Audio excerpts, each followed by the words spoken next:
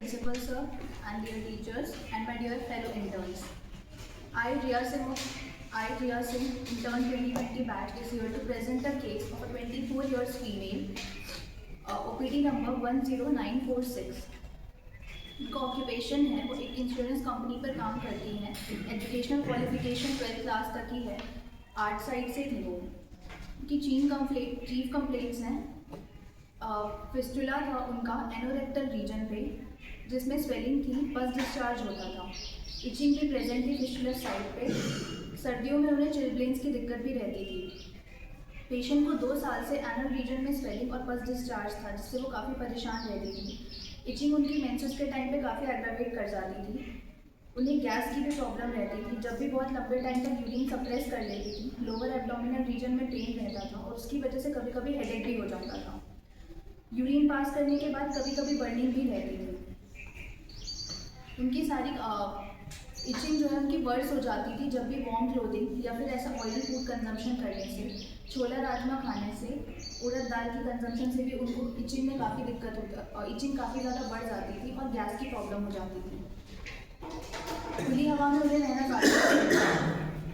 शादी के बाद उनको मेन दिक्कत शुरू हुई थी। दिसंबर 2024 में उनकी शादी हुई थी। एनोरेक्टल रीजन में तब से पेन स्टार्ट हुआ था। जुलाई 2024 के बाद से उसमें पस आने लगा था। फिजिकल जनरल्स की बात करें, पेशेंट के थर्मल हॉट था, उन्हें गर्मी बिल्कुल बर्दाश्त नहीं होती थी। गर्मियों में बिना पंखे के वो बिल्कुल नहीं रह पाती थी। थर्स्ट उनकी काफ़ी कम थी, दिन में 2 से 3 ग्लास ही पानी पीती थी। प्यास उन्हें ठंडे पानी की थी। उनका थर्स्ट में थर्स्टलेस लिया था। डिज़ायर उन्हें हल्का खाना खाने की ही रहती थी, नमकीन खाना ज़्यादा पसंद था, दाल राइस की ज़्यादा प्रेफर करती थी।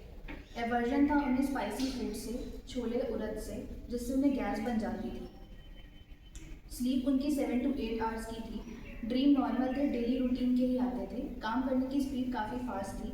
सेंसिटिविटी थी, टाइट कपड़े पहनने से दिक्कत होती थी, एब्डोमिनल रीजन में ज़्यादा तकलीफ होती थी। गर्मियों में धूप में निकलने से भी दिक्कत रहती थी।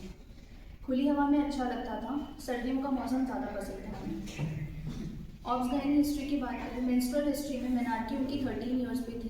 ड्यूरेशन 5 डेज़ की थी। पहले 3 दिन ज़्यादा फ्लो होता था, फिर नॉर्मल हो जाता था। मेंसेस काफ़ी पेनफुल रहते थे। मेंसेस के दौरान लोअर एब्डोमेन में पेन और थाई रीजन में पेन ज़्यादा रहता था। इचिंग उनके एनोरेक्टल रीजन पर मेंसेस के दौरान एग्रावेट कर जाती थी।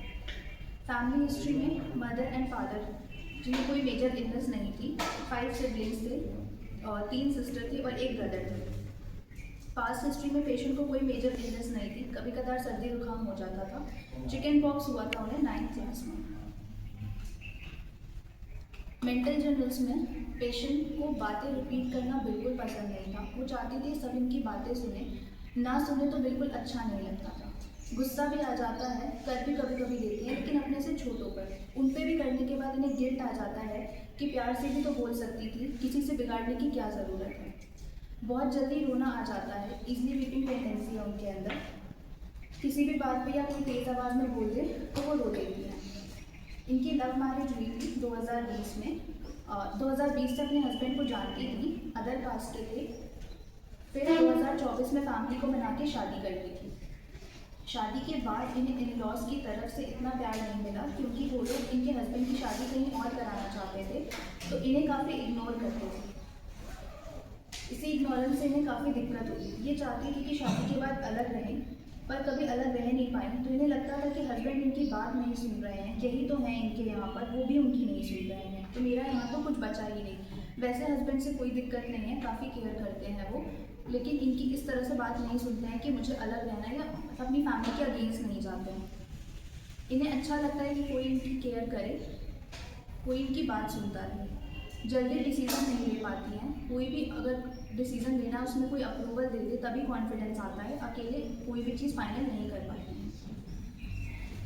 मेन जो इनकी कंप्लेंट थी वो क्रॉनिक एक्सटर्नल ओपनिंग थी एनोरेक्टल रीजन पे, जहाँ पे स्वेलिंग और पस डिस्चार्ज था, साथ साथ इचिंग भी प्रेजेंट थी। बहुत लंबे वक्त से थी, काफ़ी टाइम से इनकी दिखा भी रही थी। डॉक्टर ने डायग्नोज भी करा था कि ये फिस्टुलस ओपनिंग है, पर वो ठीक नहीं हो गई। डिफरेंशियल डायग्नोसिस में मैंने पहले ना एब्सेस और हेमोरॉइड्स को देखा, तो उसमें अगर एब्सेस होता तो वहाँ सीवियर पेन, एक्यूट और फीवर भी साथ रहता, लेकिन इन्हें फीवर वगैरह नहीं था, कभी नहीं आता था, बस एक स्वेलिंग के साथ साथ फिर पस डिस्चार्ज होना शुरू हुआ था। ब्लीडिंग वगैरह भी कभी नहीं हुई, केवल फर्स्ट ट्रैक प्रेजेंट था। कोई भी सिस्टमिक फीचर साथ में नहीं थे।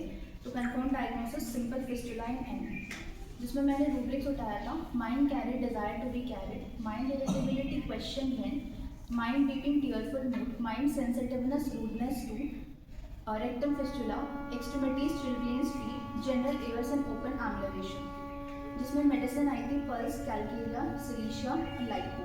और सिलीशिया और कैलकेरिया रूल आउट हो गई थी क्योंकि दोनों ही चिली थी और पेशेंट हॉट थी हमारी। पल्सेटिला माइल्ड वीपिंग टेंडेंसी थी पेशेंट के अंदर, इमोशनल भी थी, थर्स्टलेसनेस भी प्रेजेंट थी, अफेक्शन और अटेंशन दोनों की डिज़ायर काफ़ी ज़्यादा थी। तो इसलिए प्रेस्क्रिप्शन मैंने किया था पल्सेटिला 200 का 1 डोज में।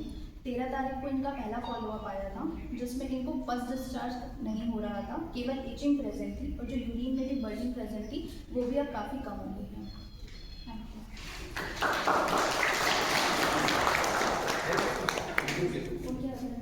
चलो।